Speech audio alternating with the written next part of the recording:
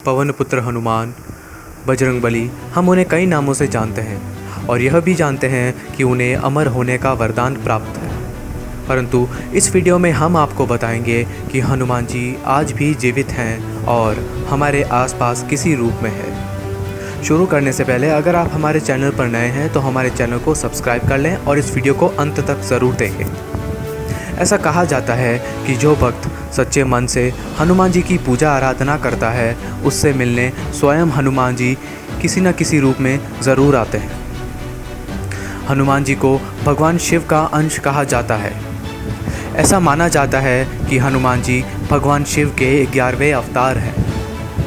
आज भी हिंदू कथाओं में जब सबसे शक्तिशाली योद्धाओं की चर्चा होती है तो सबसे पहला नाम पवन पुत्र हनुमान का ही लिया जाता है। हनुमान जी जब प्रभु श्री राम के साथ थे तब उन्होंने उनसे एक वरदान मांगा था कि जब तक इस धरती पर राम नाम का जाप होगा तब तक मुझे इस धरती पर राम नाम सुनने के लिए जीवित रहना है। प्रभु श्री राम दीन दयालु थे।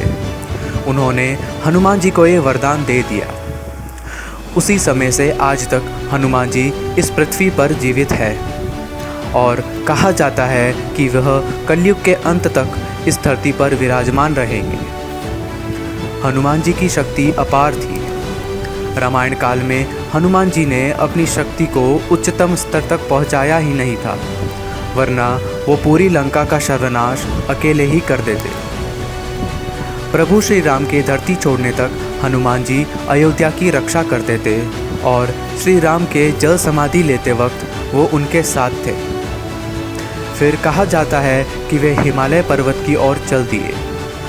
उसके बाद द्वापर युग की शुरुआत हुई और द्वापर युग में हनुमान जी का जिक्र 2 बार किया गया है। एक बार भीम हिमालय पर्वत के बीच में से कहीं जा रहे थे।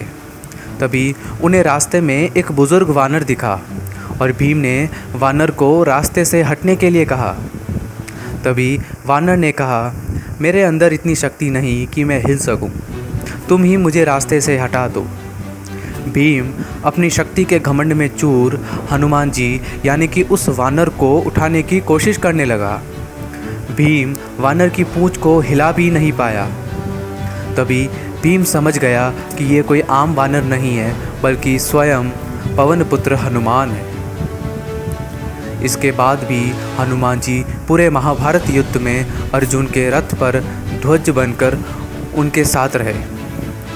अंत में जब श्री कृष्ण ने अर्जुन को रथ से उतरने के लिए कहा तो हनुमान जी अपने असली रूप में आए और उनके रथ से उतरते ही रथ आग में भस्म हो गया।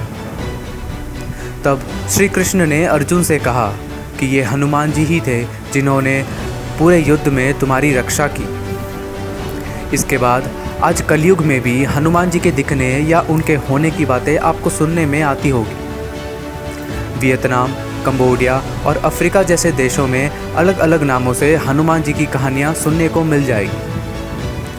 4वीं सदी में ऋषि माध्वाचार्य ने हनुमान जी के साक्षात देखने की बात कही थी। 17वीं सदी में ऋषि तुलसीदास जी ने बताया था कि हनुमान जी ने उन्हें रामचरितमानस लिखने के लिए प्रेरित किया था। उसके बाद भी कई साधु संतों ने हनुमान जी से मिलने या उन्हें देखने का दावा किया है। अब बात करते हैं हनुमान जी के जीवित होने की।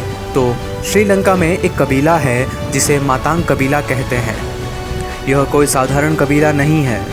इस कबीले के लोगों को साधु से कम नहीं माना जाता।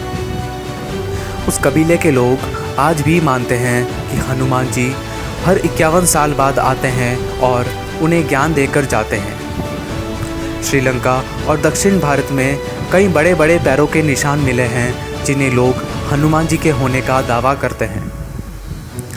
अमेरिका जैसे देशों में कई बार घने बाल वाला ऐसा वानर देखा गया है।